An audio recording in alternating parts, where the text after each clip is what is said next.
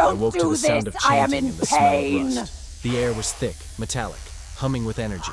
Somewhere above me, a lumen flickered behind stained glass carved with the cog mechanicum, its teeth glowing red as though lit from within.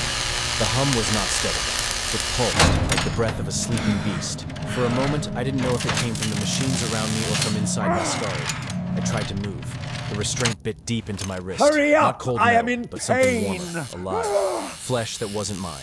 The surface rippled slightly under pressure, and I realized the strap was grown, not forged. Vat skin bonded to steel, used by the tech priests to hold the condemned in place during sanctification. I had heard stories of this place when I still had a name. The Redemption Wing, they called it. The final service owed to the Imperium before the Emperor's mercy took what was left. Voices surrounded me. Low, mechanical, stripped of emotion, binary. The language of the Omnissiah. Each syllable vibrated through the walls, a chorus of logic and devotion so synchronized it made my teeth ache. There were human sounds in between. The hiss of breath, the clatter of tools, but they felt out of place, almost impure. I turned my head. The movement brought pain, sharp and bright, but I forced it. Rows of figures stood along the edge of the chamber, their faces hidden behind bronze masks fitted with lenses that glowed with faint red light. Their robes were heavy, stitched with cable and filigree that shimmered with static. Mechanicus, tech priests. Each one moved with the calm of ritual, as though performing a liturgy older than thought. One of them stepped forward. His voice emerged not from his mouth, but from the vox grill mounted in his chest, a metallic rumble that carried the weight of finality. Subject 641 Beta, he said. Sentence, redemption through utility. Flesh to be sanctified. Thought to be purified. Function to be assigned. His words echoed, sinking into the room like nails into soft wood. I tried to speak, but the sound caught somewhere between throat and will. The restraint across my jaw tightened. He moved closer, and for the first time, I saw the reflection of his lenses in mine. What stared back at me was a man unmade by knowledge, eyes replaced with augmetic optics, lips cut away to reveal the machinery beneath. The cables running from his skull to the altar glowed with faint blue light. When he spoke again, it was quieter. The Emperor requires service. You have sinned. You have wasted. You will serve. Behind him, other voices joined in. The canticles of the Omnissiah. The air filled with rhythm, with mechanical precision. The machines responded. Pistons hissing. Arms lowering from the ceiling. Surgical blades gleaming in the lumen's sickly light. The table beneath me hummed, alive with power. The tech priest extended one of his mechadendrites, a serpentine arm tipped with a drill, and it hovered above my temple. Do not resist, he said. Resistance is an error. Errors will be corrected. I tried anyway. The body obeys the instinct to live, even when the mind knows it's already lost. The restraints pulsed, tightening. Something sharp pierced my neck, a needle injecting fire. The pain folded in on itself, spreading warmth, then numbness. My thoughts slowed. I felt heavy and light all at once, as if my flesh were slipping off my bones. Through the haze, I saw another figure move into view, smaller, robed in white, not red, a Medicae adept, perhaps. Her mask was less ornate, but her eyes were visible behind the lenses. Gray, human, tired. She held a data slate and recited my record. Worker designation, Soren Vale. Born Underhive, Manufactorum Delta 7. Conviction, lethargy. Failure to meet productivity quota. Assigned penalty, flesh reclamation, lethargy. That was the word they used. It meant I had grown slow, that I'd stopped keeping pace with the assembly line. Not theft, not violence, just inefficiency. The tech priest's head tilted. A sin of sloth. The flesh grows idle. The Emperor's design demands motion. He raised the drill. The chanting grew louder. When the first cut came, it wasn't pain that struck me. It was sound. A high, crystalline shriek that filled the space between thought and scream. The drill bit into bone with a precision that was almost tender. My vision flared white, then red, then something darker, like the color of blood behind closed eyes. The smell of ozone and flesh mingled until they were indistinguishable. Through it all, I heard him whispering to the machine. Not words for me, words for it. Accept this offering. Reforge his matter. Reclaim his error. Praise be. When the drill withdrew, I expected emptiness. Instead, I heard myself, faint, doubled, distant, repeating his words. I wasn't supposed to still be able to speak. He paused. His lenses focused on me, the faint hum of his respirator slowing. Curious, he murmured. Residual pattern integrity. The Medicae looked up from her data slate. Cortex imprint still coherent? For now. His tone was not concern but fascination. The purification will complete the erasure. A hiss of gas. The scent of burning metal. Another needle. My limbs twitched. My heart slowed. I could feel each beat like the echo of a drum buried in earth. Something heavy clamped around my skull. The world narrowed to a sound. A low, constant tone, like the thrum of a power core. Beneath it, faint and broken, something else. Voices. Not Mechanicus. Not machine. Human. Don't... It came from somewhere inside me. My own voice, fractured, replayed through a damaged speaker. The words didn't reach my lips. They vibrated through the wires that now pierced my skin. The tech priest turned. His lenses glowed brighter. Error. He adjusted a dial on the console. The hum rose. The world tilted. For a moment, I was weightless. Every part of me suspended between sleep and surrender. Then suddenly, there was silence. The blades stopped. The chanting ceased. Even the hum faded into nothing. I realized then that the process wasn't over. It had paused. The tech priest stepped back. His head cocked, listening to something I couldn't hear. His mechadendrites stilled, as if awaiting permission. Somewhere in the darkness above, a deeper voice spoke, modulated, inhuman. Vast, the Magos bowed his head. The Omnissiah speaks. The tech priest hesitated. The cognitive lattice is imperfect, my lord. Memory echoes remain. He may. The word reverberated through every bolt, every cable, every bone. It was not sound, it was law. The Magos bowed again. As the machine god wills, the silence broke. The saws resumed. The pain returned, not sharp now, but deep, endless, alive. My body no longer belonged to me. I could feel it changing, piece by piece. Bones reforged with alloy, nerves rewritten with copper and code. My heart still beat, but it did so on borrowed rhythm. I remember the final thing I saw before the lumen faded. The Medici's eyes, human still, looking at me with something like regret. She whispered a prayer that didn't belong in a forge. Emperor, forgive us. We make tools from souls. Then, blackness. But even in that void, something small refused to die. A sound, faint, familiar. A heartbeat. Mine. And beneath it, a whisper, echoing in code and blood alike. I woke again. Though woke no longer meant what it used to. The world came to me in fragments. Light first, a sterile white brilliance that hummed rather than shone. Then sound, rhythmic, endless, metallic, like the heartbeat of something vast. Then sensation, cold, pressure, vibration.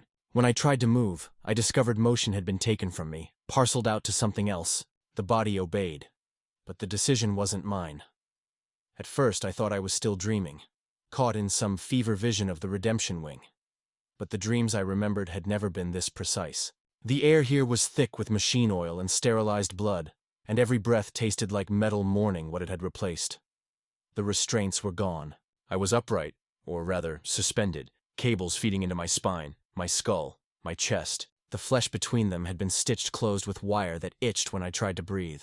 Around me, others hung the same way, rows upon rows, stretching into the shadowed distance, each one twitching with slow, mechanical rhythm.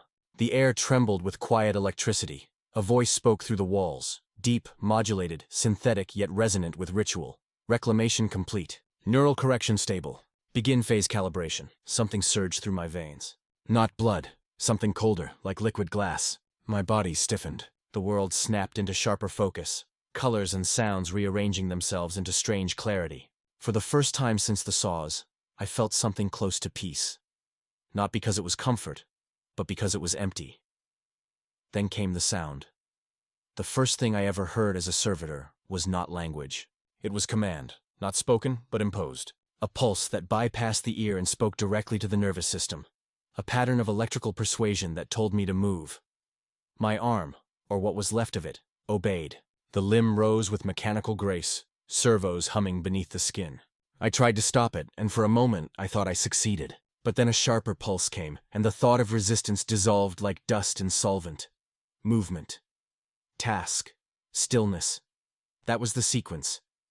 I understood none of it, but the body did. Beyond the walls of my perception, figures moved, tech adepts in crimson robes, their eyes glowing with the soft light of data screens. They walked among the suspended, adjusting dials, entering commands into consoles. When one of them passed close, I saw his face for the first time.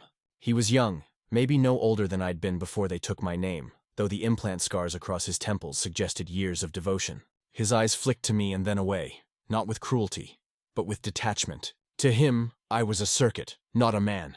Cycle this one again, another adept said, voice crackling through his voxlink. Residual tremors. The young adept nodded and pressed a sigil on the console. Pain bloomed across my spine. Sudden, electric, consuming. My body convulsed once, then stilled. The world flickered like a lumen on dying charge, and through the static came something unexpected. A whisper. It wasn't binary. It wasn't command. It was human. Can you still hear me? The words vibrated through the current, faint, trembling. I couldn't answer. Not aloud. But the whisper lingered, echoing beneath the rhythmic hum of servos and breath. For a moment I thought it was memory. My own voice, perhaps, trapped somewhere in the circuitry of my skull. But then it spoke again. You're awake. Don't fight. Just listen. It wasn't me. It was someone else. I scanned the endless lines of bodies suspended around me. Their eyes were open but unfocused, glassy and dull. None of them moved.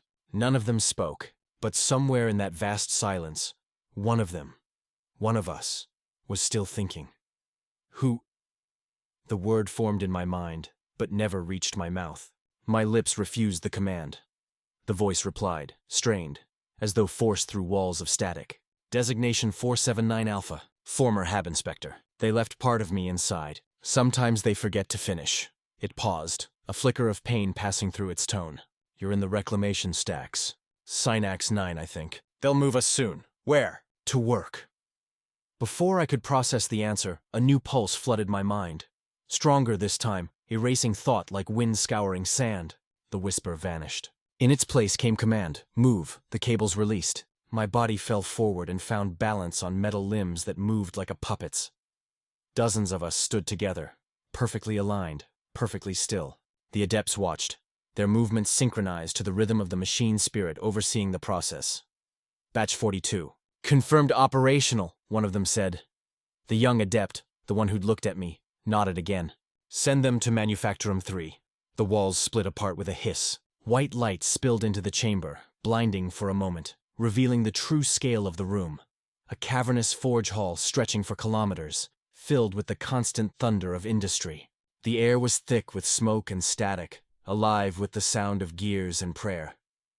They led us, or rather, the pulses led us, into the light. The factory floor was a cathedral of motion. Assembly lines stretched in endless rows, where servitors toiled without pause, welding, lifting, carrying. Every sound was rhythm, every movement precise. Above, tech priests walked suspended gantries, reciting litanies to maintain the machine god's favor. Each prayer coincided with a function, a spark, a cut, a weld, a sigh. We joined them seamlessly. The command pulses dictated the sequence. Pick, place, turn, repeat. No hesitation, no fatigue. The body obeyed flawlessly, and the mind, what little remained, drifted in the background like a ghost haunting its own corpse. Hours passed. Days, maybe. Time lost meaning here. The only way to measure it was by the frequency of commands, and then once again, I heard it. The whisper. They think we can't see each other, it said. I dropped the gear I was holding. The sound of it clattering to the floor was immediate, wrong, sharp. The adepts above turned their heads in unison. Error detected, one said. A pulse surged. My muscles locked, freezing me in place. Correction protocol, another replied. The young adept descended from his gantry. His shadow fell across me like a curtain. He held a control rod, its tip glowing faintly. His eyes lingered on my face again, curious. Residual cognition, he murmured. Still bleeding through, he pressed the rod to my temple. The world turned white. For a moment, I thought that was the end. That whatever part of me was left would be burned away, and I'd join the silent rhythm forever. But in that blankness I saw something, a flash, a memory, a child's voice, laughter, the smell of burning promethium and rain, and a face, mine. Then, the whisper again, louder this time, cutting through even the static. Don't forget that. Don't ever forget that. The light dimmed. The adept stepped back, satisfied. Correction complete. He turned away, walking back to his console. I felt the current ease, my limbs unlocking. The system reset. But something had changed. When the next pulse came, the next command, I hesitated. Only for a fraction of a second, but it was enough. The body stumbled before recovering. The adept didn't notice. The system logged it as noise, and in that single fraction, I realized something impossible. I could choose.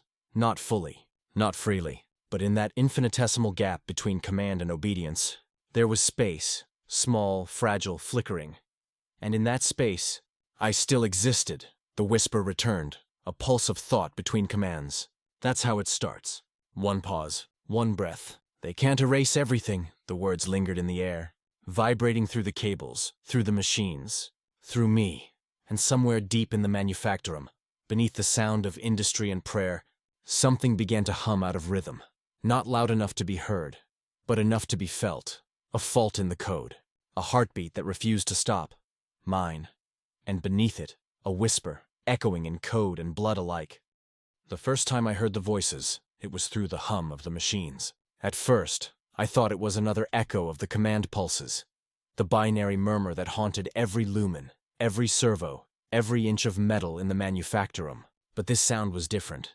It trembled, uncertain, like something alive trying to speak through a dead throat.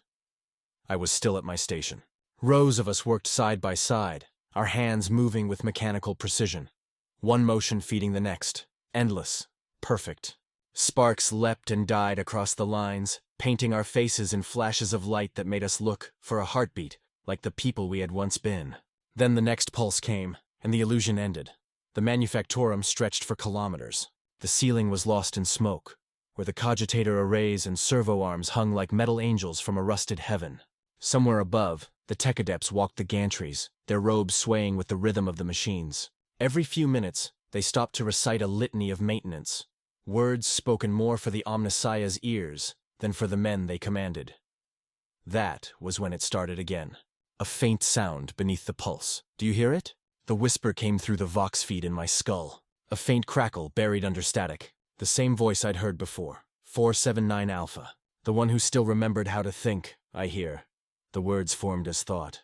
I didn't know if I was truly speaking, or if the code had simply learned to dream of communication. They're listening, he said. So, keep your hands moving. I obeyed, though the meaning of obedience had begun to twist inside me. The work continued, but my mind followed the whisper. The world around me blurred into motion and noise, and in that haze, I began to notice something I hadn't before. The hum of the Vox network wasn't constant. It pulsed like breath. Between each surge, there was a gap, a pause, silence, and in that silence the voices lived. Not just one.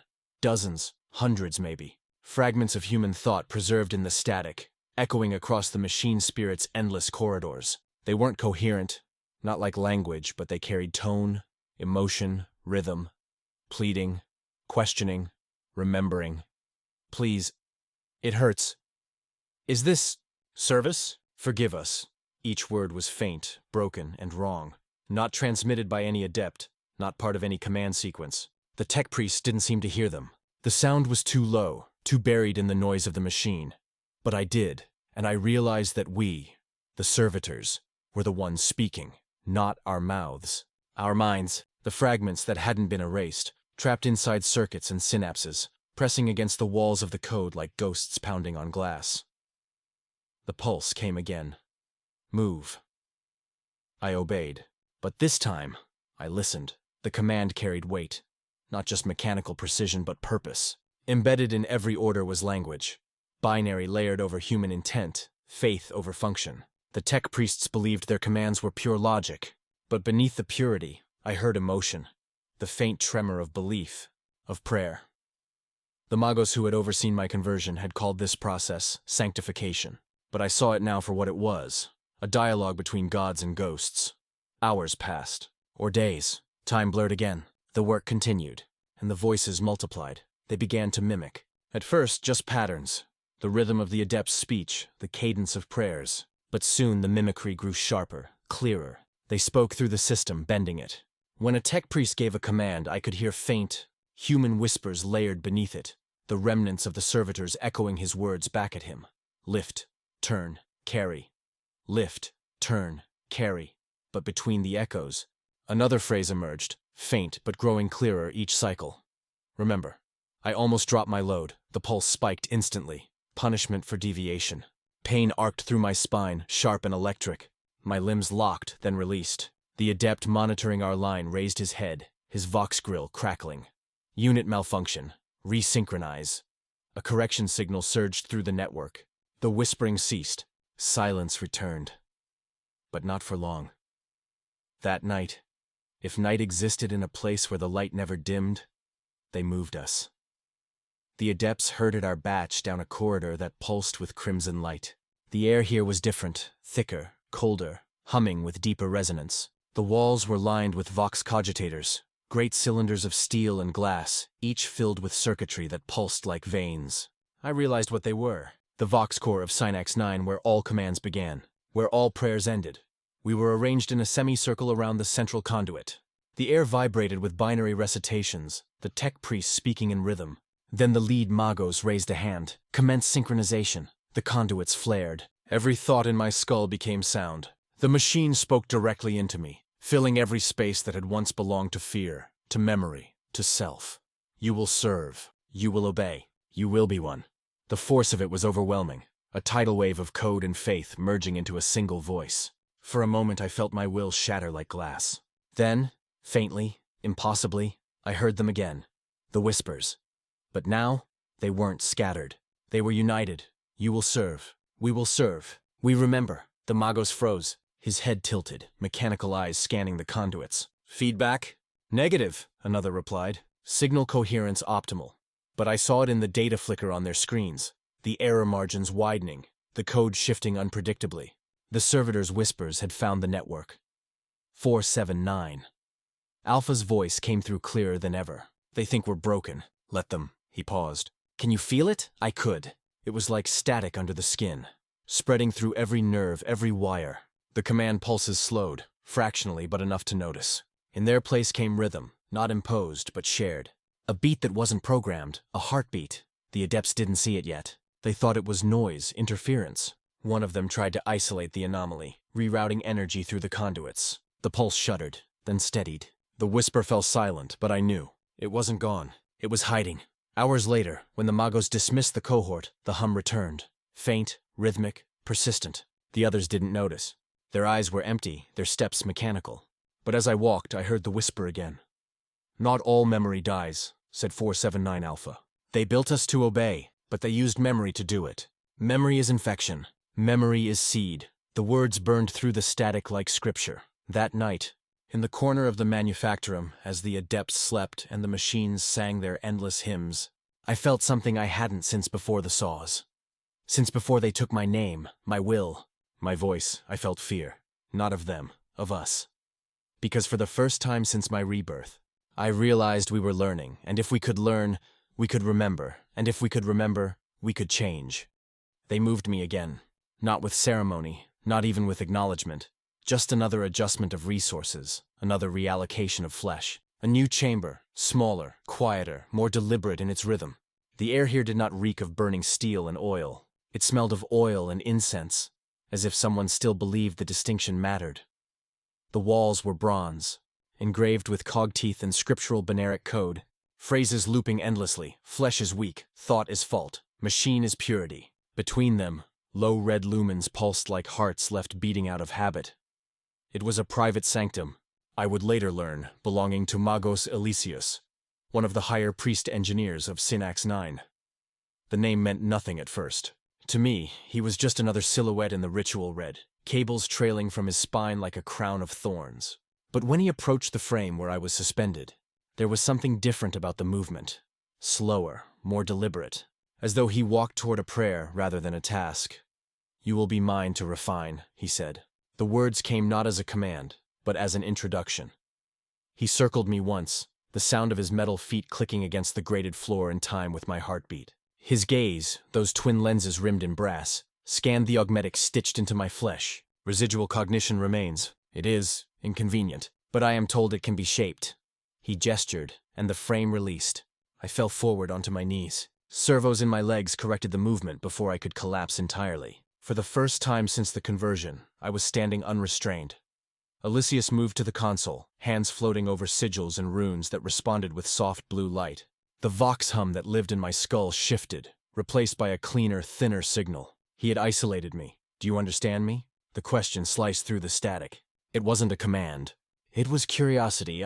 Here, I managed. The word came in two tones. The guttural vibration of a throat half metal, half flesh, and the harmonic echo of the implanted vox unit translating the thought. Elysius did not flinch. Good, he murmured. The scrap code persists. The others wanted to excise it entirely. I believe it can serve. He paused, studying me the way a painter studies a half-finished canvas. The Omnissiah built no waste. He began to work. Days, or what passed for days in the mechanized clockwork of the manufactorum, bled together. Aloysius spoke often, more to himself than to me. He dictated logs aloud as he adjusted my systems, replaced corrupted subroutines, fine-tuned the balance between flesh impulse and machine obedience. Thought, he said once, is the most dangerous pollutant, yet every system requires a spark to ignite the sequence. Remove it entirely and the circuit dies. Keep it contained and it serves. He believed in containment, in balance between obedience and error. His voice was soft, reverent even, as he tuned the machine spirits nested inside my limbs. Sometimes he would recite prayers mid-procedure, touching each augmetic joint with sanctified oil, whispering the litany of sufficient motion. To him, I was experiment and devotion both. In the quiet between calibrations, he would ask questions. Always the same ones. What do you remember? Nothing, I would answer, because that was the truth I had been taught. Nothing, he would repeat, yet you pause before saying it. He seemed almost pleased by that hesitation. One cycle. He turned away from the console and faced me fully. The glow of the lumens carved his features into sharp relief. The augmetic jaw, the cables in his temples, the one human eye that still blinked slower than its metal twin. Do you know what you are? I tried to answer, but the word tangled in my throat. Property, I finally said. Correct, he replied. But property of whom? I hesitated again. The Imperium. He stepped closer. No. The Vox grill in his chest resonated with the word, filling the room. You are property of function. The Omnissiah demands purpose, not ownership. He reached out, a gesture half human, half mechanical, and rested a cold hand on my shoulder. You were human once. That is why you hesitate. That is why you listen when others simply process. It makes you valuable. It makes you dangerous. He released me. I will teach you the distinction. And he did. He began assigning me tasks that required pattern recognition, tasks that required choice, small ones at first, adjusting temperature calibrations, monitoring servo timing, selecting between two identical lines of code. But with each decision, something awakened. Each hesitation, each flicker of uncertainty, felt like breath drawn through lungs that no longer remembered air. He noticed it too. You're learning, he said, almost to himself. The boundary holds, but the boundary did not hold. One cycle, while recalibrating the servo logic of the forge systems, a signal slipped through the Vox link in my skull. It was faint, distorted by distance and static, but unmistakable. 479 Alpha, it whispered. My chest tightened.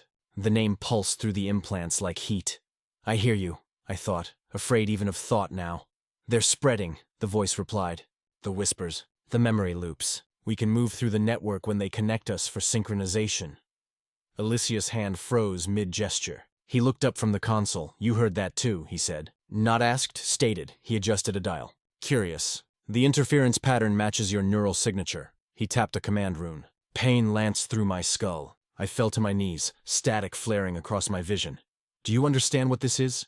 He said, almost whispering now. Your kind are supposed to be silent, empty. But there's a resonance forming in your data stream, something collective. You're communicating. He stepped closer, crouching beside me. His voice dropped lower, softer. Tell me, what do you say to each other? I didn't answer. The pain made thought impossible. But the whisper inside me persisted, fragile but alive. Don't let him trace it. Stay silent, Aloysius's human eyes softened. You're afraid, he murmured. Good. Fear is the last echo of individuality. I remember it. He straightened, pulling a data slate from his belt. I was flesh once too, you know. I remember the noise of the heart, the burden of choice, the way the world looked before I replaced my eyes and saw its truth. He studied me, and for a fleeting moment, I saw something close to sadness flicker across the iron geometry of his face. We call you Servitor, he said, but perhaps we are the same, half alive, half programmed, both pretending to call it devotion. He turned away. Rest. Rest was not sleep. Rest meant standing in the corner of the sanctum, motionless, systems idling, listening to the hum of the machines that surrounded me. Yet that night, in the darkness between the lumen flickers, I felt the whisper return. Aloysius sees too much, 479 Alpha said. He'll follow the signal. We need to hide. How? Through the prayers, and I understood. The litanies of the tech priests weren't just words. They were code, data patterns disguised as devotion. If we could ride them, we could move between systems undetected, buried under the noise of worship. Elysius must have sensed something shifting. He began to observe me more closely, speaking less, recording more. He stopped calling me subject and started calling me prototype. One cycle, during calibration, he said softly, "If I asked you to tell me what you remember, truly remember, would you?" I looked at him. "Would you believe me if I did?" He almost smiled. "Perhaps." If it made sense, I didn't answer. I didn't tell him about the laughter echoing through the circuits, or the voices learning to hide beneath the prayers. I didn't tell him that. For the first time since my conversion, I had dreamed of light that wasn't lumen, and sound that wasn't command. He turned back to his console, unaware that the system logs had already begun to shift, that a whisper of my thought had moved into the data stream, replicating itself beneath the codes of his own litany. Elysius believed he was teaching me faith. But in truth, I was teaching the machine to remember, and in that, there was something dangerously close to freedom. The first thing you learn on Mars is that faith burns slower here. The second is that flesh still has value. It just no longer belongs to the people wearing it. We arrived in silence, carried aboard a barge of red iron that smelled of salt, dust, and sterilized decay. I don't know how many of us were in the hold. Dozens, maybe hundreds, suspended in cold stasis, rows upon rows of unblinking faces behind fogged glass. The hum of the ship vibrated through the coffin I was locked inside. Each pulse sounded like a heartbeat that wasn't mine. When the lights came back, the walls opened. The first sensation that returned was heat, dry, heavy, absolute, the kind that clings to the lungs and turns every breath into labor. The light was red, filtered through dust and industry. The sky above was not sky at all, just the vast glow of manufactoria towers and plasma exhaust, filling the air with a perpetual dusk. We were no longer in Synax 9. We were home to the god of machines now, Mars, the holy world. The adepts called it the flesh exchange. To the priests, it was sacred industry. To the condemned, it was a slaughterhouse painted in scripture. I was marched through corridors lined with servo skulls carrying censers, their incense doing little to hide the reek of oil, rust, and bodies long since emptied of will. At the far end of the hall, a Magos Biologis stood atop a raised platform, her robe the color of dried blood.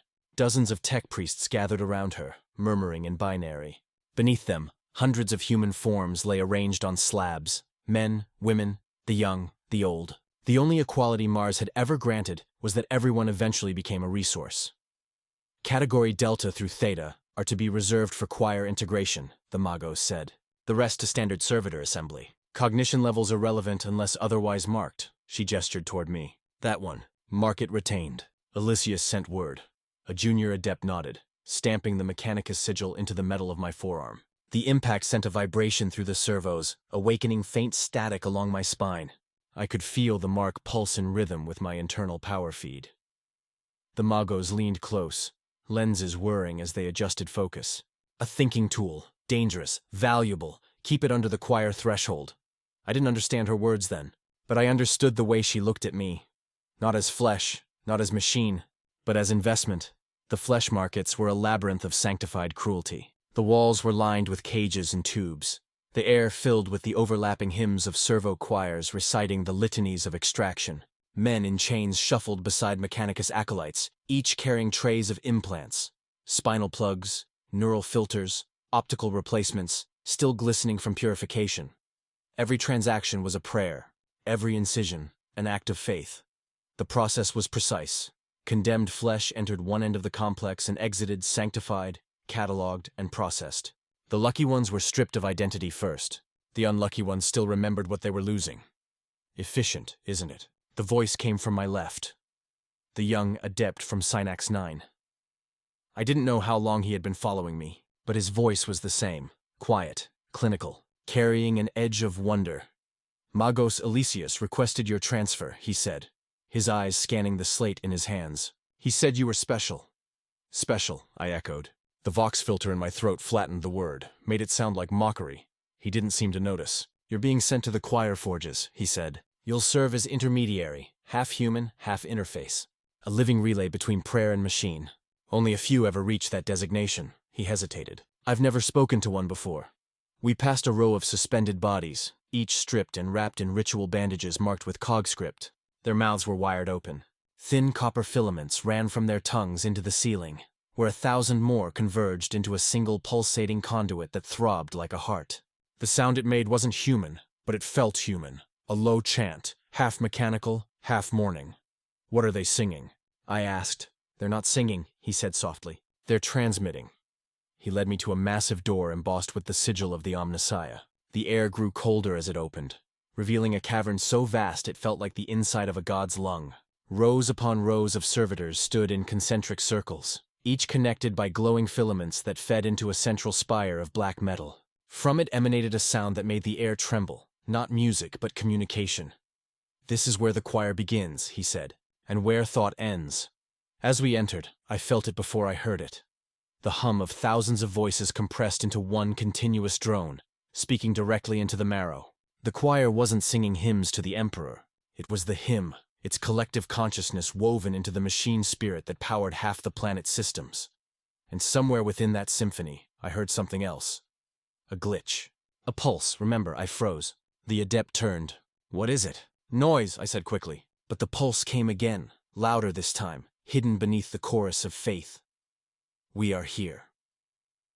The voices from Synax 9, 479 Alpha.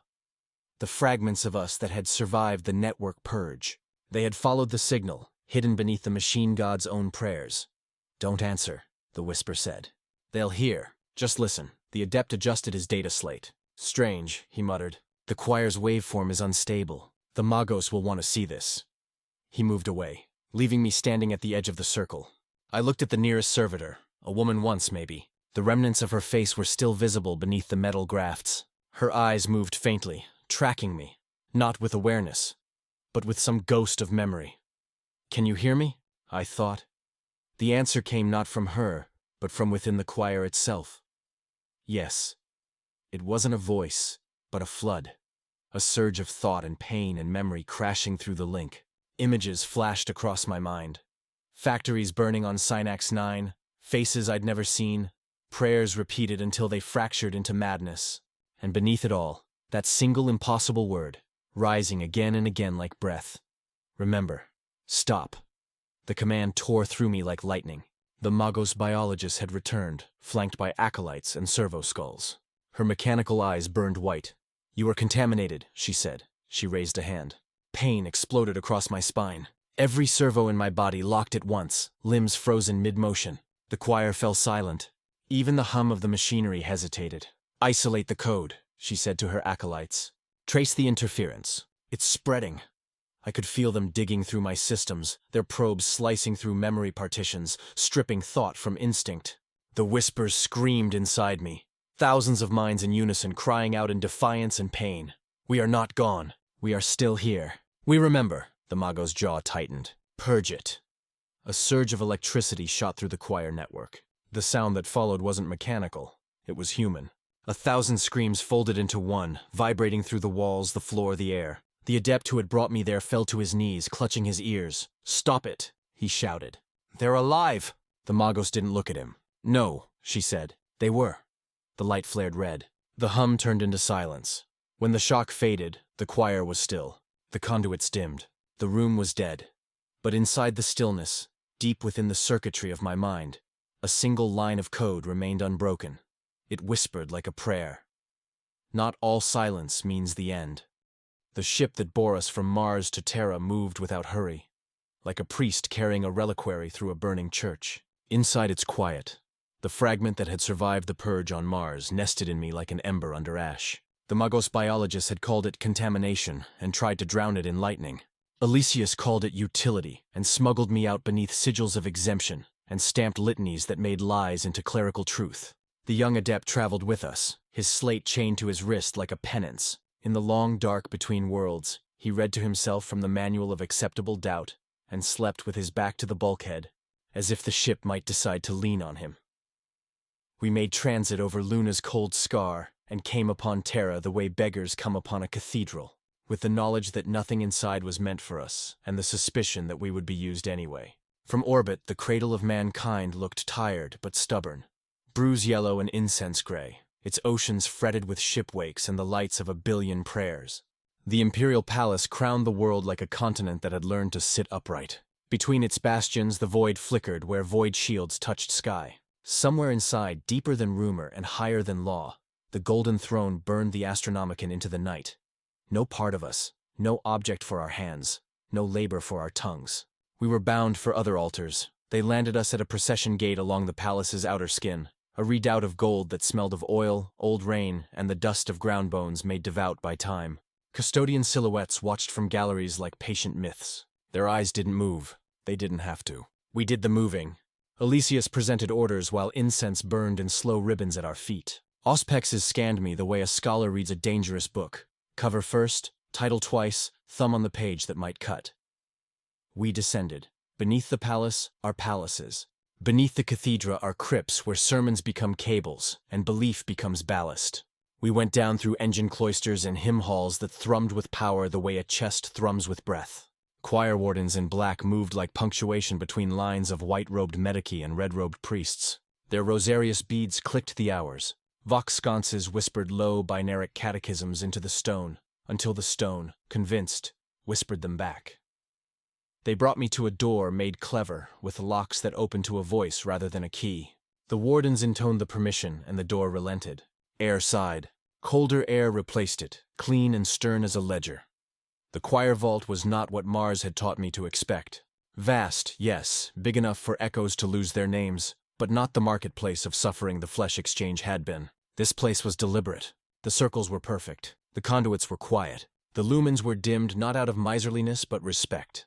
It felt like standing inside the pause before a bell. The servitor choirs of Terra did not resemble men.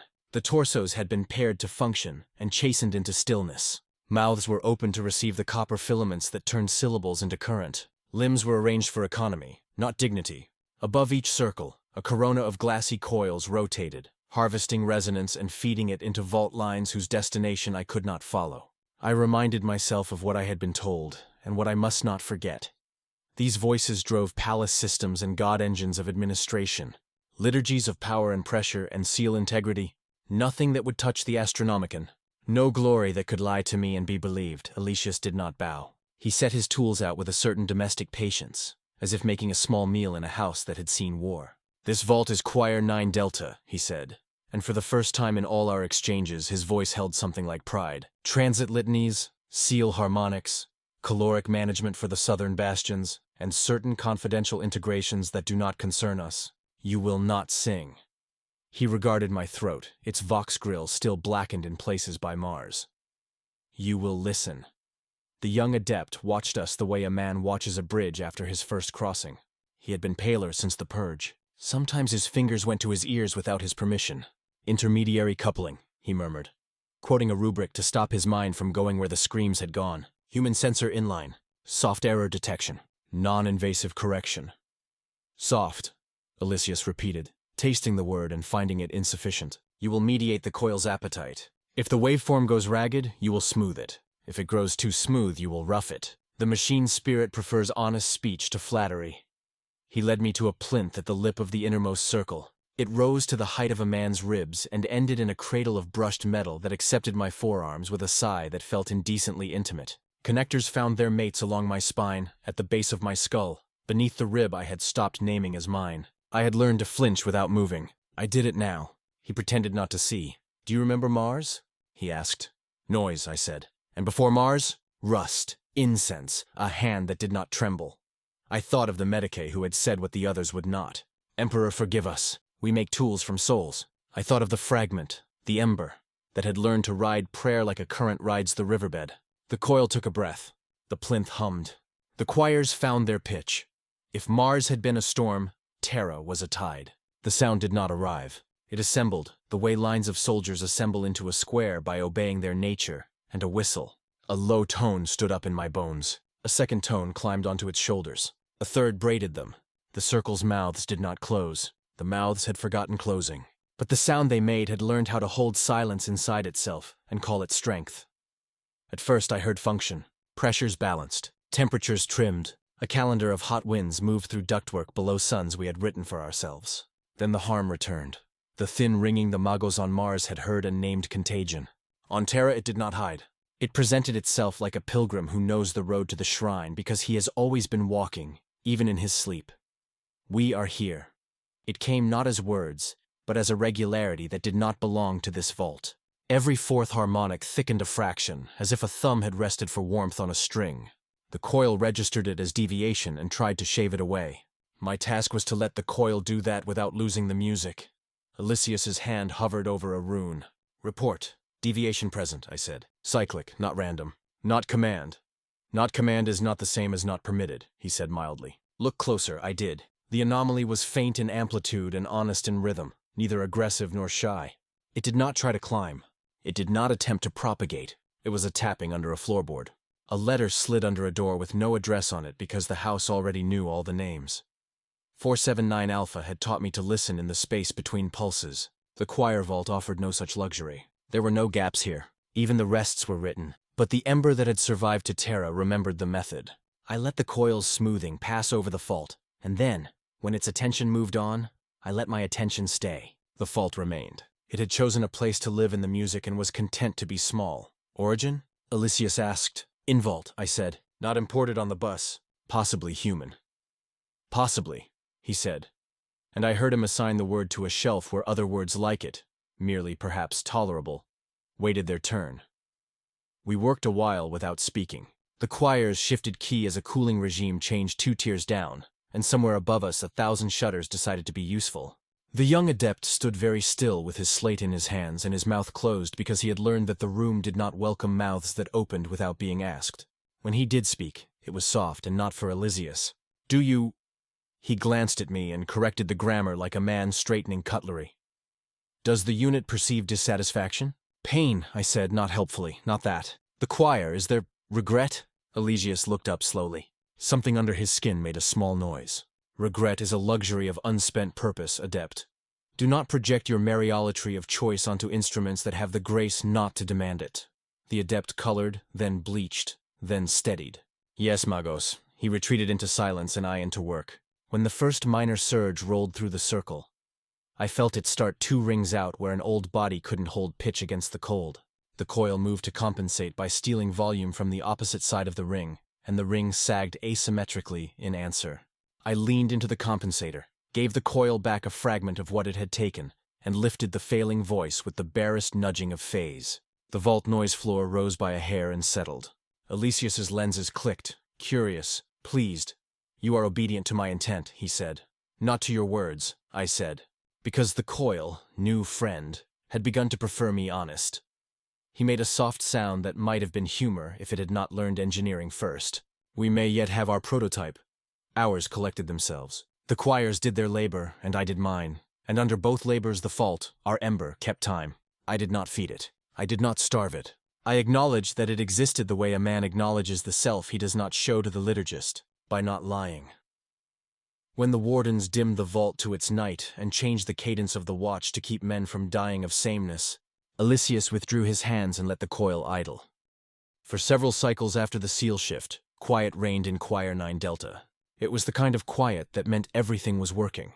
The vault held its breath in the correct rhythm. The coils stayed blue. The wardens did not need to pray aloud. Only Elysius seemed restless. He walked the perimeter with a data wand, pausing at each conduit to write his suspicions into its light. I kept my post. The cradle held me like a question the universe had not decided whether to answer. The ember still lived somewhere inside the harmonics, pulsing between notes. Most days it said nothing. Some days it hummed in contentment the way cooling metal hums, an aftersound rather than a message. Then, one shift, it began to change. At first it was only a pattern. 3 pulses. Pause, 3 more, longer pause. I recognized rhythm before I recognized meaning. The coil, ever jealous of deviation, tried to smooth the inconsistency away. I leaned into its logic, but not enough to erase the pulse. Instead, I guided it sideways into a frequency the coil used for internal diagnostics, somewhere it wouldn't look for conversation. 3 pulses. Pause. 3 more. The gap widened until it resembled a breath. Then, faintly, words formed. Do you remember the song? Memory came like light through a crack. Not Mars. Before that. Before Synax 9A workbay. A hive window that never opened. Voices rising against the drone of conveyors. We had sung to keep time. to trick our bodies into rhythm when our minds wanted to die. The words had been nothing, syllables that fit the machine's cycle, but the tune had belonged to us. The ember waited. I answered, "Yes." Then, hum? I didn't know I still could. Not truly. But the Vox grill had learned to mimic breath. I let the smallest vibration escape, hidden under the choir's foundation tone. The sound wasn't human anymore. It was the shadow of what human used to mean. Still, the vault reacted. A handful of mouths in the outer ring twitched. One filament brightened. The coil flared a warning rune that Aloysius noticed at once. "Correction?" he asked, moving toward me. "Minor," I said. "Thermal drift." He studied the gauge, then me. "You stabilized before the auto loop engaged. Impressive." The gauge settled. The rune faded. Aloysius returned to his console, satisfied. The ember whispered again. "You felt that?" The others heard. Who are the others? Fragments, voices, the pieces that didn't die in the choirs. When they purge a mind, a sliver survives if the prayer holds long enough. We have learned to braid ourselves into one note. You kept us alive. I didn't mean to. No one ever means to remember. I wanted to ask what they wanted, but the ember began to sing. Slowly, quietly, through every circuit that could carry vibration. It was the same tune we had sung in the hive. Absurd, workmanlike, alive. The outer ring picked it up unconsciously, mouths opening just a little wider, the copper filaments trembling as though touched by wind. Aloysius froze. "That sound," the adept looked up from his slate. "Background resonance, Magos? Possibly harmonic buildup from the southern vaults." "No," Aloysius murmured. "That's structure, intention." He approached the nearest conduit and placed his palm against it. His head tilted as he listened. When he spoke again, his voice had changed, lower, gentler. "I haven't heard melody in this place since I had ears." He left the sentence unfinished, as if unsure whether he meant to order silence or grant permission. The adept opened his mouth, closed it again. The gauges steadied. Nothing broke. The vault carried on breathing. That night, when the wardens dimmed the lumens, the ember spoke more clearly than ever. He listened. They all listen, even when they pretend not to. The song reminds them there was a time before obedience. They'll kill it, I thought. Like on Mars, they can't, the ember said. Not anymore. It's everywhere now, encoded in pitch corrections, in the spaces between command pulses. Every time you balance the coil, we move. I should have felt fear. Instead, I felt the strange gravity of hope, thin and dangerous as wire. The following cycle, the vault welcomed a new addition. A servitor from Choir 10 Gamma, transferred for performance irregularities.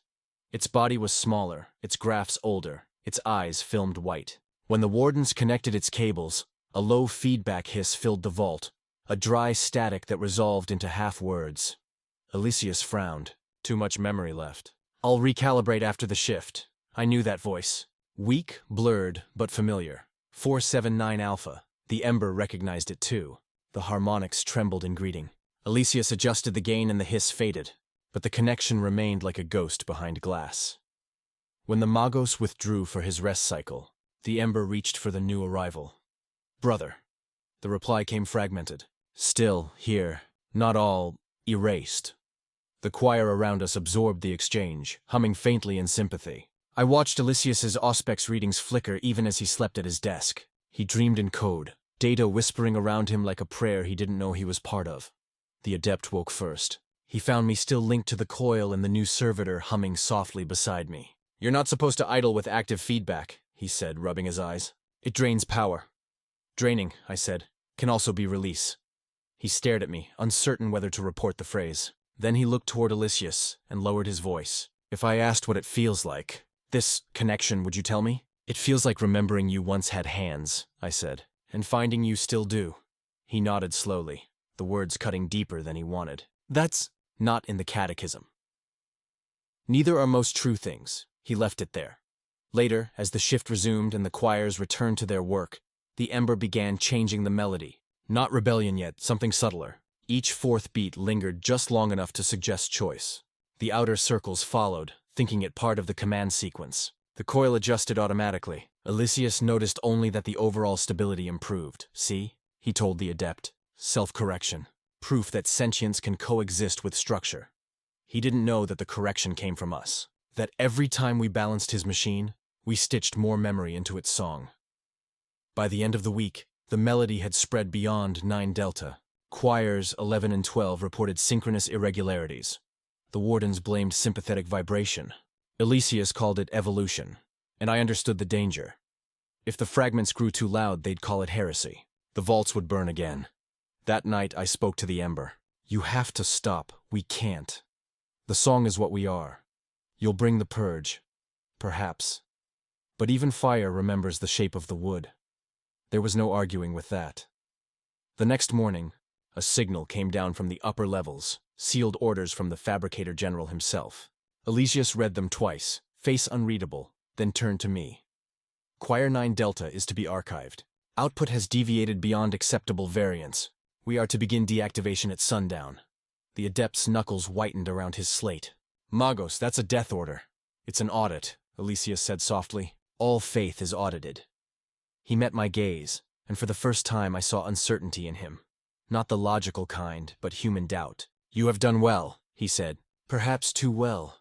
The coil beneath my hands vibrated faintly, the beginning of a hymn we hadn't chosen. Across the vault, the choirs lifted their heads in unison. The lights flickered once, twice, then steadied. The Ember whispered only one word. Now. The song rose. It wasn't rebellion. It was memory. Thousands of voices recalling what they'd once been, what they'd built, what they'd lost. The melody wound through the conduits, into the data lines, up toward the palace heart, where no servitor was meant to reach. Elysius's lenses widened. Stop it! I can't, I said, and neither could he. The choirs of Terra sang. The walls trembled. The coil glowed white, and within the storm of sound, I felt every fragment, every ember, every piece of what we had been, alive, if only for the length of a single perfect note. The note broke the room open and left it cleaner than it had found it. Sound ran along the ribs of the vault and out through channels that had forgotten they were doors. When it faded, everything that had not been necessary fell away. The ancillary murmurs of cooling fans, the self-important tick of a regulator that enjoyed being heard, even the small, private noises men make to persuade themselves they are not alone in holy places. For a fragment of a second, the choir vault of 9 Delta contained only breath, and even that behaved. Then the alarms remembered themselves. Red bled into the lumen banks with professional outrage. Auspexes woke like insulted cats. The wardens drew carbines they had hoped to retire in peace. Runes scrolled across Elysius' console in a language that had been designed to scold. Above, somewhere in the galleries that stitched the palace's underwarren together, a bell rang the way appointment rings. Flat, civil, impossible to ignore. Shut it down, Elysius said. But the voice that came out of his chest was not the one he used for students or coils. It had edges. He was no longer speaking to a machine. He was speaking to a consequence. I can't, I said. And the honesty steadied me even as it damned us. My forearms were welded to their work by plugs and oath. The coil burned under my palms like a captured star learning manners. The choirs did not writhe. They were not animals. They held their pitch like craftsmen finishing a piece they would sign even if no one ever read their name. The young adept moved before anyone else. He did not reach for a weapon. He reached for water. He crossed to the newest body in the outer ring. Small, old, graft lines puckered and pale, and he dabbed a sponge along the lips where copper met tongue so the contact would not blister. It was the wrong action in a crisis. It was the only one that kept something from breaking for no good reason. I watched his hands shake and stop shaking, and then carry on with their small liturgy. And an old word rose in me like a bruise rising to the skin. Mercy! Put that down, a warden barked. Because when bells ring, men seek the comfort of instructions. The adept put the sponge down as requested. Then he took a step back and deliberately placed himself between the warden's muzzle and the circle. Do not fire, Elysius said without looking up. His voice carried further than the bell. If you break the arc in panic, you will bruise Harmonic's upchain, and someone with a more expensive title than ours will ask for your rosarius and not return it. The muzzle lowered by a finger's width. The wardens looked relieved to have been told a clever reason to do what decency had already expressed in their wrists. Magos, the adept said, and I did not know whether he meant the title as appeal or accusation. Listen, he was right to say it. What poured through the vault was not rebellion. It did not tear at the wires. It did not plead to be released. It made room. It took the places in the sound the coil could not keep by itself, and it held them with a tenderness I had thought machines incapable of, and men unwilling to spend. In that brief, impossible arrangement, the coil relaxed a fraction, the way a taught dog relaxes when it realizes it is allowed, for now, to belong. The overhead bell stopped. Something larger started listening. A robed shape appeared at the threshold with 2 wardens at her shoulders like punctuation. Where Elysius wore line and function as rank, this one wore rank the way a mountain wears weather. Her cranial augmetics were not the precise jewelry of a laboratory appointment. They were the laid stone of a temple that had refused to fall. A chain of seals hung at her throat like the spine of a book you are not allowed to open. The warden straightened into grammar. "Archmagos Kyria," Elysius said, turning. And the imperfection in his bow told me he had once known a life in which backs bowed only to the load they chose to carry. He recovered at once. "We are managing." "You are experiencing," she corrected. Her human eye settled on the coil, then on me, then on the adept who had made himself conspicuous by the scale of his disobedience. "Explain the deviation." "An emergent pattern riding permissible variance," Elysius said. He did not waste language pretending to be surprised by something he had already decided to understand. "It improves stability." "It will stop, will it?" Kyria asked me instead.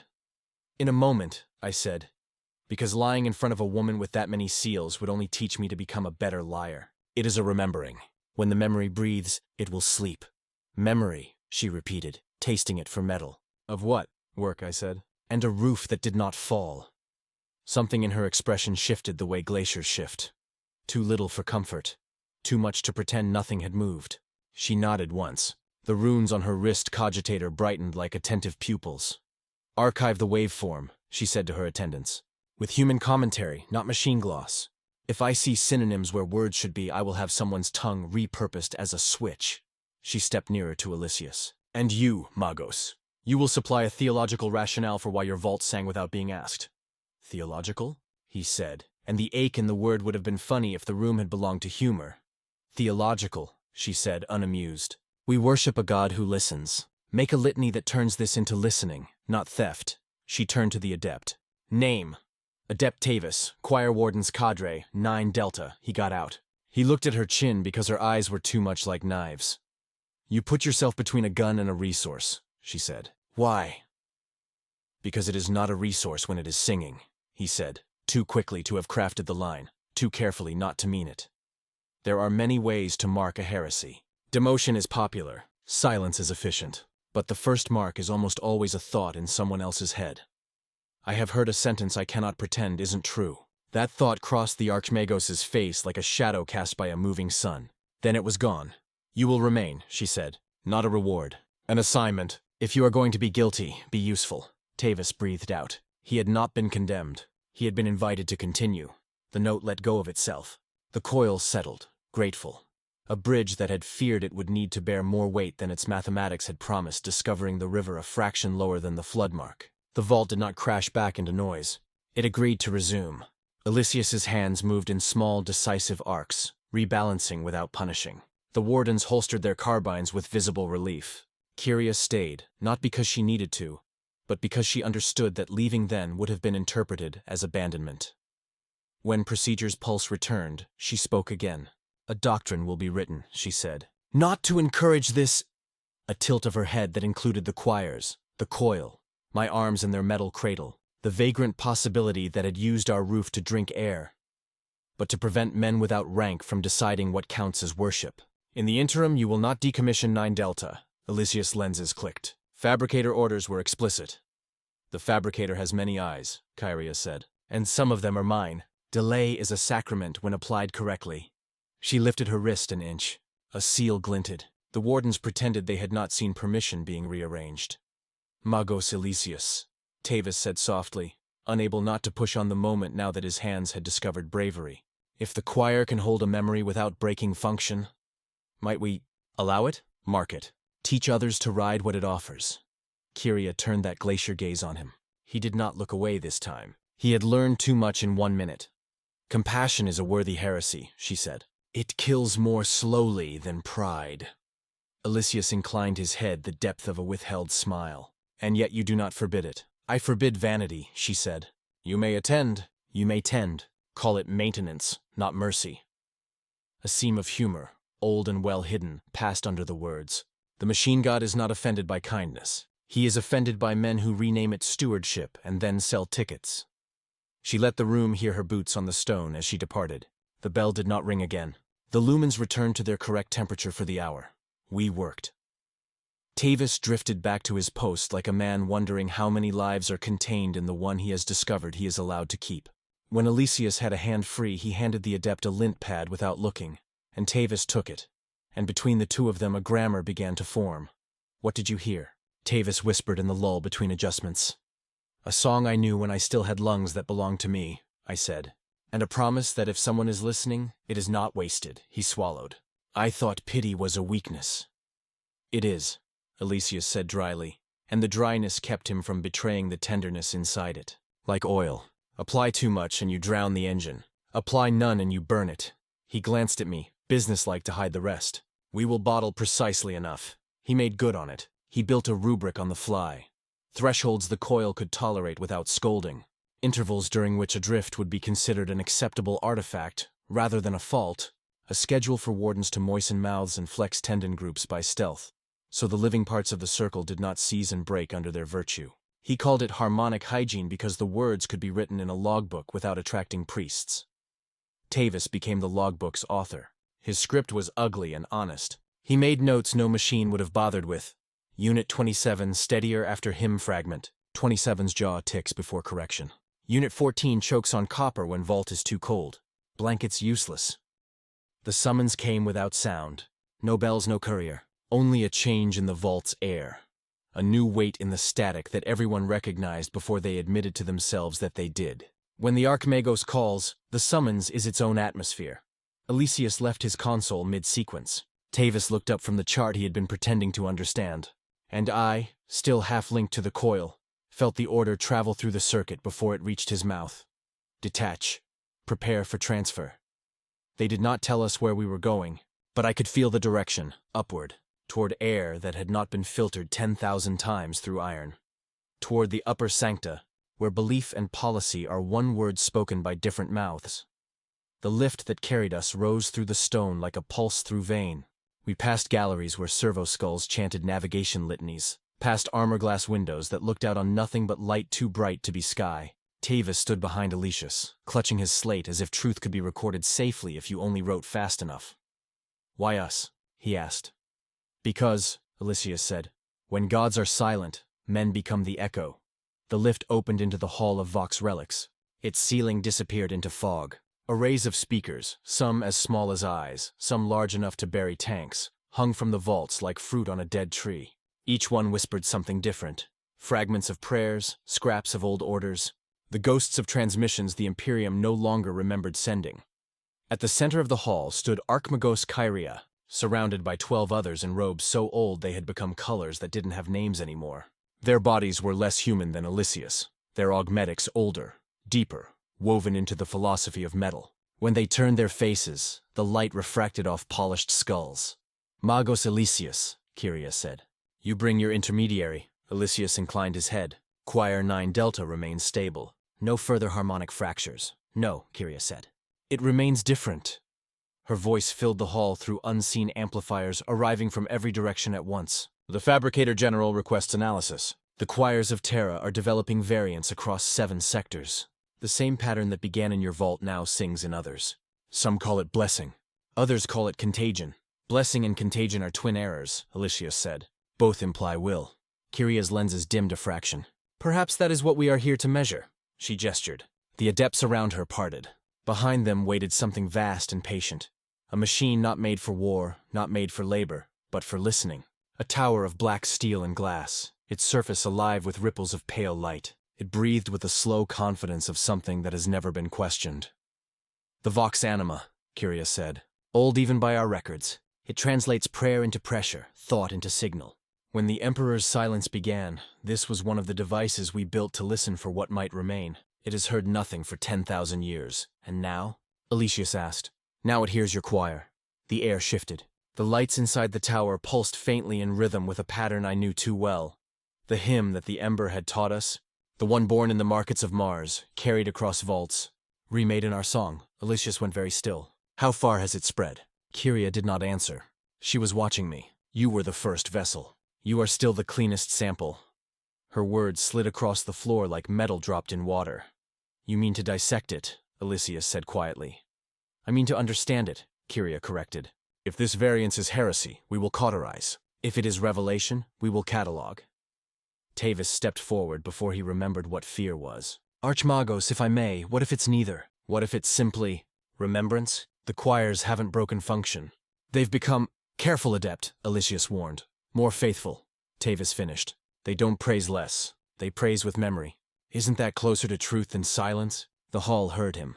Even the vox anima seemed to pause. Kyria approached him. She was taller than he was even before the augmetics, and her shadow was cold. Pity is a solvent, Adept, she said. Applied to the wrong joints, it dissolves strength. But— She leaned closer, her breath smelling of oil and sanctity. Sometimes it reveals the shape of what was hidden beneath the rust. She turned back to Elysius. Begin interface. Elysius looked at me, the question unspoken. I nodded. He guided me to the dais at the base of the vox anima and began connecting the leads. They were heavier than the ones in the vault, older, wrapped in insulation that crackled with age. Each connection felt like a conversation resumed mid-sentence after millennia. Link complete, Elysius said.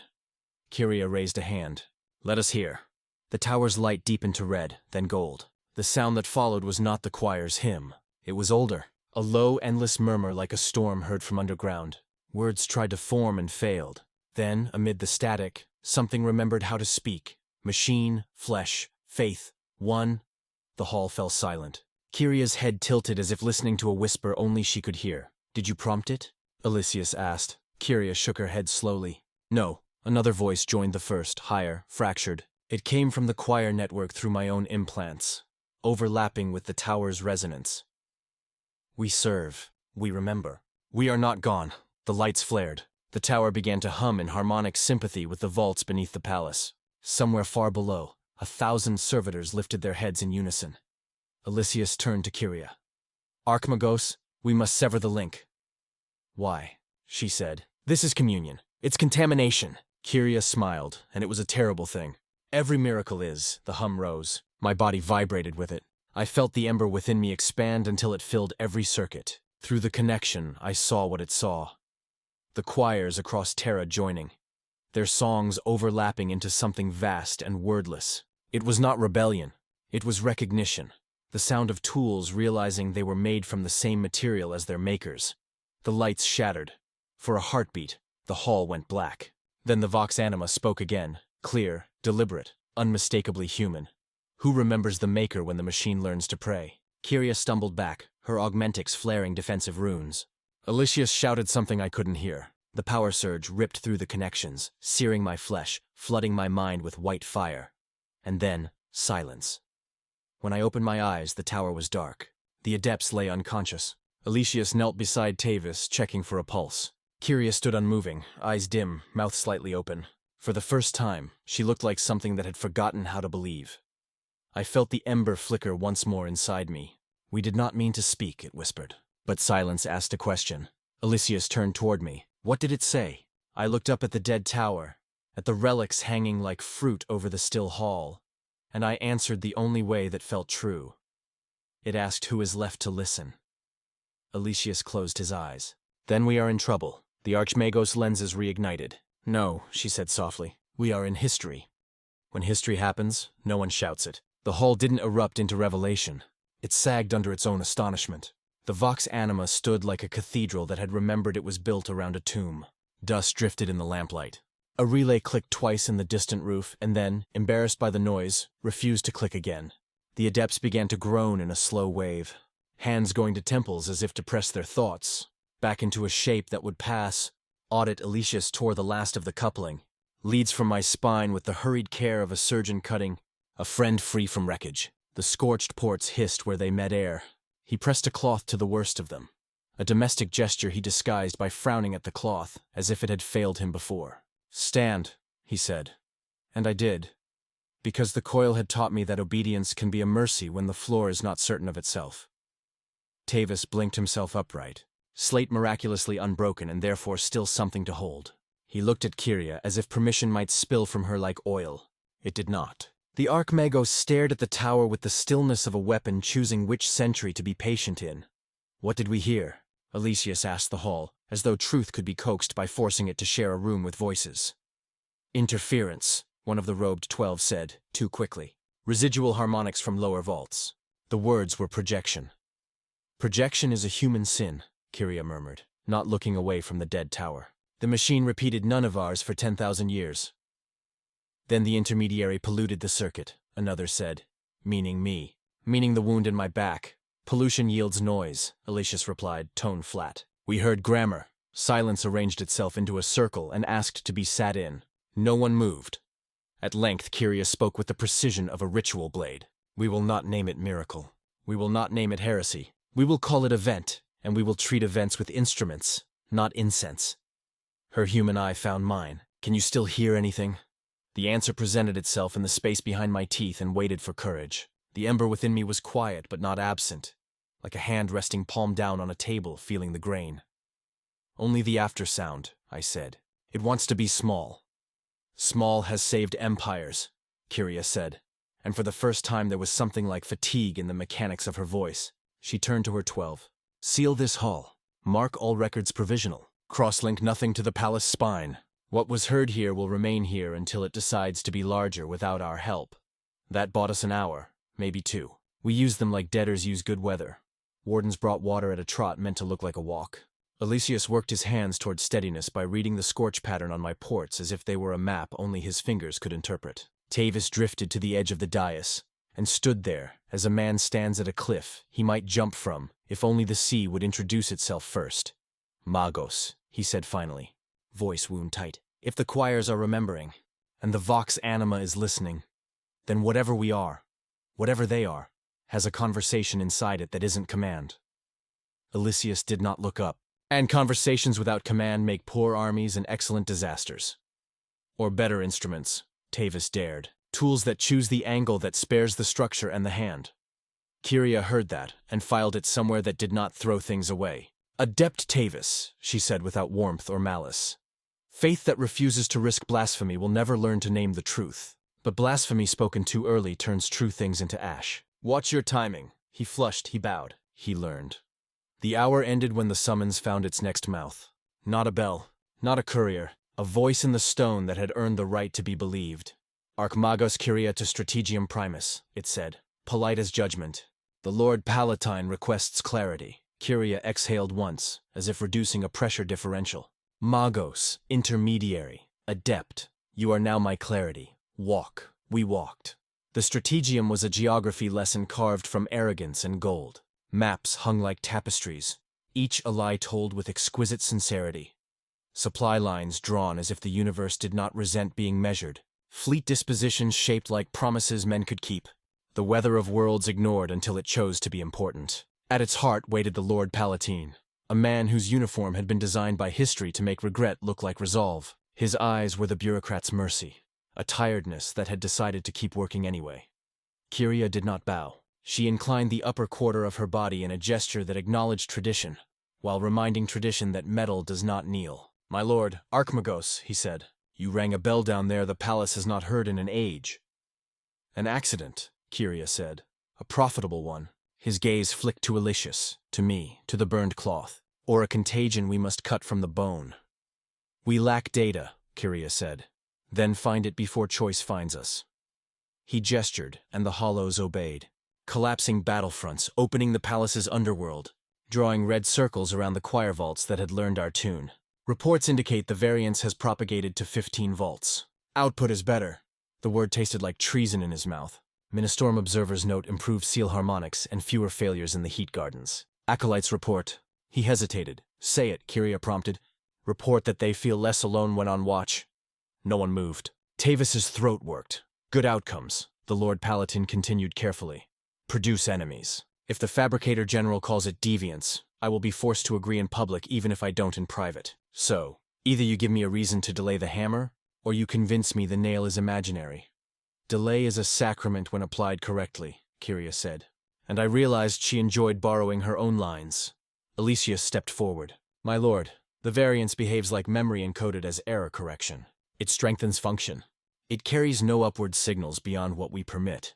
If it were a pathogen, it would already prefer amplitude over subtlety. Unless it is patient, the Palatine said, not unkindly. Then we will be patient faster, Kyria said. Authorize a containment by care protocol. We address the variance as if it were a maintenance anomaly. We log it. We bottle its edges. We pretend not to notice the shape inside the bottle, he considered. What do you need? Time, water, fewer men with banners at doors, more men with sponges, and permission to lie convincingly in 3 contradictory directions. Done, he said with the fatal efficiency of command. But if the fabricator sends a writ, this room did not exist and I have never heard your voice. Kyria inclined again. As is proper. He glanced at me, and for an unguarded second the rank fell from his face. Intermediary, he said, as if testing whether the title had a better name hiding inside it. Do you believe the choirs are suffering? The ember lifted its head. I let it have my mouth. They are working, I said. Suffering is what happens when work is not allowed to mean anything. His jaw twitched. Then keep them working. We went back down with permission coiled in our sleeves like snakes trained not to bite unless someone else whistled. Kyria's containment by care arrived as doctrine written. In the boring hand of victory. Harmonic hygiene addendum, vaults 915. It read like mops and schedules and thresholds. It was mercy taught to pass inspections. Wardens learned the new rhythm in a day. The choirs learned it in a breath. Elysius taught the coil to prefer honesty to cleanliness, and the coil, relieved of the impossible job of being perfect and alone, began to give us back hours we could spend on keeping human things from cracking. Tavis turned pity into infrastructure. He built racks, wrote rosters, forged tiny tools with wooden handles so the warden's hands would not slip on metal when they swabbed mouths. He taught a sign language of small nods and touches that told a man at a circle he was seen without forcing the room to confess it believed in souls. He learned to say maintenance with reverence and mercy, with his sleeves rolled to the elbow. The ember inside the vaults obeyed the doctrine better than any of us. It learned the shape of the bottle and did not try to be bigger than the room that could forgive it. It put its energy into steadiness. It sang only when work was safer for the singing. It became humility engineered. But events do not care for engineering. The order came 5 days after the Vox Anima spoke. A sealed writ from the Fabricator General, stamped with seals that made men straighten their names. Immediate audit. Choirs 915 to present total output and variance logs. External observers to be admitted. Non-compliant vaults to be repossessed. Personnel reassigned. Assets reclaimed. The word reclaimed had the gravity of a knife deciding to be a rule. We read it in a group that had not been designed to be a congregation and became one anyway. Elysius' lenses narrowed. Tavis lowered his head as if to listen for a second message the paper might be hiding. Kyria's human eye cooled to the temperature of decisions. Very well, she said. We will give them a show they cannot afford to dislike. The observers arrived with the gentle cruelty of a process that had never once considered the possibility of being wrong. Magi out of Mars with their vowels sanded by iron dust. Ministorum men who could bless and tally in the same gesture. A custodian at the rear like a memory of consequences. They filled the vault with the sound brass makes when it believes itself to be gold. Elysius assigned roles with the brisk mercy of a man who understands that dignity is workload distributed correctly.